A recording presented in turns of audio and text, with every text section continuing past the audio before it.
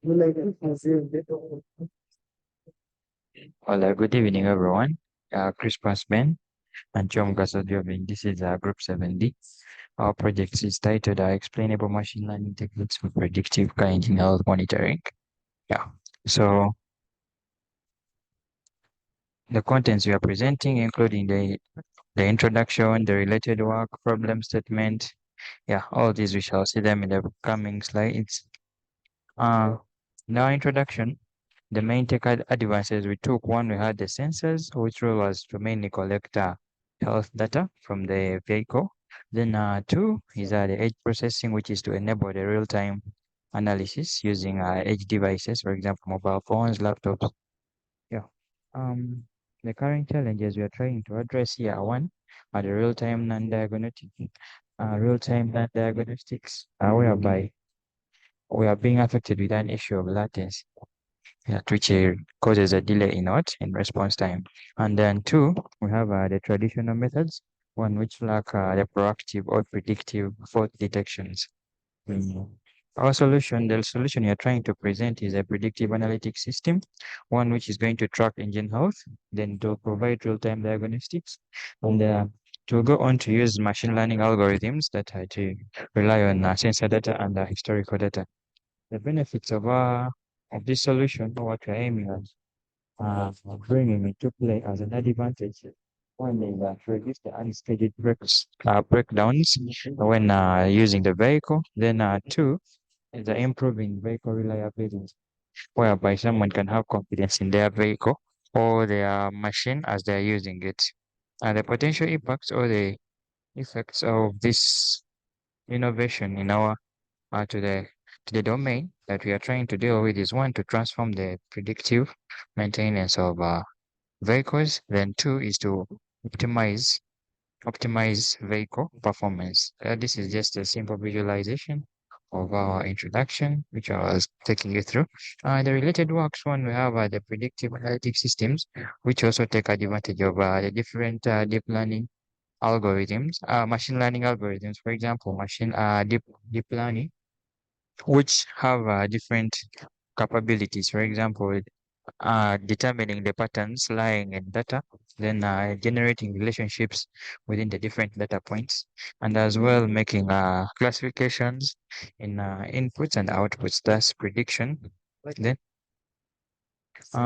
then the other related work is we have the edge processing, which involves using edge devices, for example, the mobile phones, the laptops, which are to simplify the processing. This came into play because of the fact that people were relying on the cloud for processing data to provide the predictions. But then remember, using the cloud usually presents lots of delays since information is taken, then it processed, then returning feedback. But then which could be solved instantly if at all someone was using their own device. Then the problem statements that we had, one, predicting, telling us to predict breakdowns before they occur. We must address latency issues and data failures. Yeah. Remember, for you to analyze or to anticipate something before it happens, you must have those walkways around the things that are to hinder your predictions. Then two, to simplify training and improve model accuracy, we must navigate complex and noisy conditions that challenge traditional physics models. We very well know that noise and then the complex or the intricate patterns in the data sets that we are trying to use when training, validating, and testing our models all affect the accuracy. So we must make sure that we find a way of working around that. We navigate the intricate or the complex patterns, and as well address the noisy conditions. Then to implement predictive maintenance for engine components, we must manage production costs and optimize sensor installation. Yeah, definitely we are relying on sensors to provide us with health data, which sensors are supposed to be bought. And then the buying of these sensors should be, what they're trying to tell us is that we should subsidize the price of the sensors to a, to a favorable price, and then to also make the process of installation for the sensors to be as simple as possible so that everyone can easily do it without sophisticated technologies or in calling for assistance from the experts. Then to boost productivity and economic growth, we must eliminate vehicular irregularities that diminish vehicle competence with time. This was earlier communicated in the introduction, whereby the impacts we are trying to target are improving vehicle reliability, whereby if at all you're using a reliable vehicle, these are your economic your okay. Generally, doesn't affect your budget when you're dealing with costs, because you'll not have unscheduled breakdowns, facing challenges repairing a vehicle when it is not called for, things like that. Then the objectives that we have, that one is to develop a machine learning based predictive analysis system overall, so that whereby we're intending to use deep learning models which study the patterns, create classifications, and then provide predictions. Then two, gathering sensor data, and then going ahead to perform feature engineering on them for insights. To accurately predict engine performance and detect anomalies. Yeah. Uh, Through our system, from the sensor data, historical data, we can as well go through or run our algorithms to find irregularities between the current state and then from the current state and the normal state. If at all there's a deviation here, then someone can tell there's a fault here. Then to conduct proactive or preventive maintenance.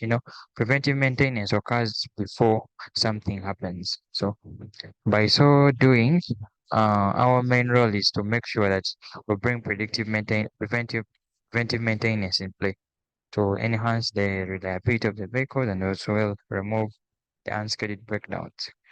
Research contributions, we tried, actually we implemented the boosting models, which were mainly to enhance model performance, yeah, and handle the complex data from the sensors. We as well implemented ensemble learning, where we had models, for example, that support vector machines with the artificial neural networks. Then artificial neural networks and the k-nearest neighbor. We suggested a novel solution for proactive maintenance and real-time diagnostics, hence predictive maintenance. Yeah, all these two combined are the ones that are to enable predictive maintenance. In other words, a novel solution means something that is easy for someone to understand. There's no need for you to go around explaining a concept for more than an hour before someone gets to know what it means. Then we implemented a variety of models, all of them which are based on car conditional historical data, or some which was gathered by sensors to make predictions about the condition of the vehicle, which we shall see in the results table down here. Then here comes our methodology, what we went through, what we based on to, or what we followed during the development process. One, we had after highlighting the the problem we want to deal with and the domain where we were to concentrate, the domain on which we were to concentrate. Yeah, we went ahead, found data or acquired data from the various sources which are mainly downloaded. Yeah, my colleague will continue from here. Chonga Sajori.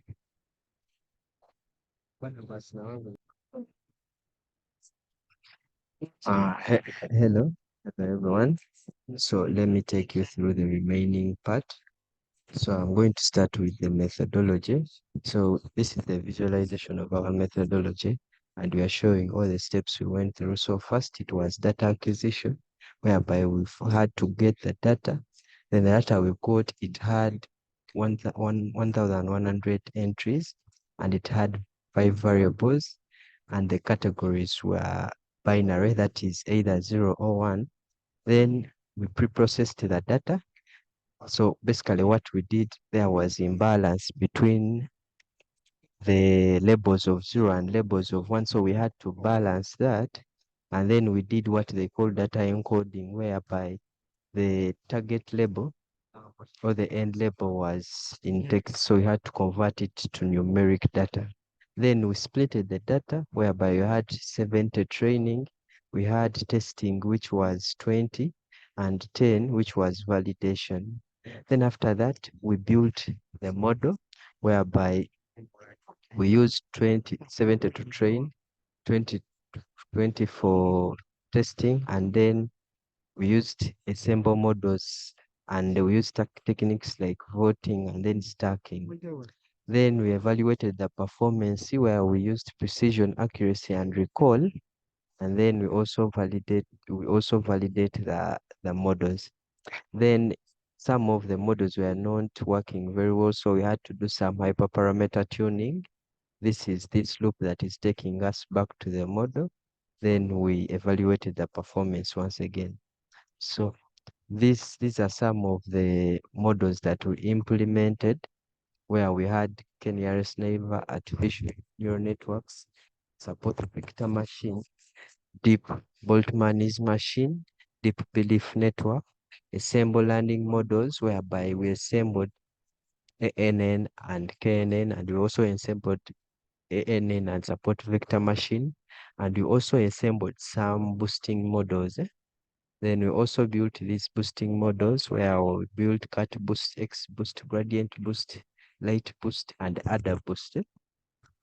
So these are some of the architectures of, this is the architecture of artificial neural networks, whereby in artificial neural networks basically have the input, the values that we always input into the model.